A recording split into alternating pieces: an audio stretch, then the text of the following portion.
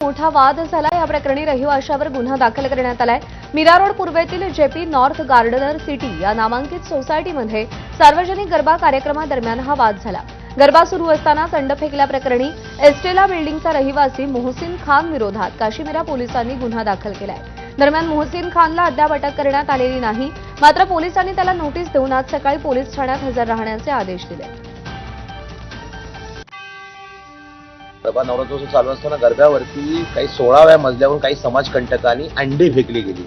Senior साहेबांना phone केला की साहेब म्हणजे जे काय घडले सगळ्या पोलिसांच्या समोर घडलेले आहे तर त्यांच्यावरती कारवाई करा।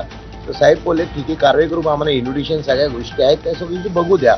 भारतीय न्याय संहिताच्या आधारे 300 कलम दाखल केलं आणि त्या समाजकंटकावरती गुन्हा नोंद झाला। देवीच्या मिरवणुकीवरून हिंगोलीतील वेलतुरा गावामध्ये 2 गटात तुफान राडा झाल्याची घटना घडली। देवीची मिरवणूक गावातील मारुती मंदिराजवळ आल्यावर घोषणा देण्यात येत होत्या आणि त्यावरूनच हा वाद सुरू झाला। राड्यावेळी 2 गटांमध्ये लाठ्याकाठ्या आणि दगडफेक करत तुफान हाणामारी झाली। दरम्यान वादाचं कारण अद्यापही समजू शकलेलं नाही।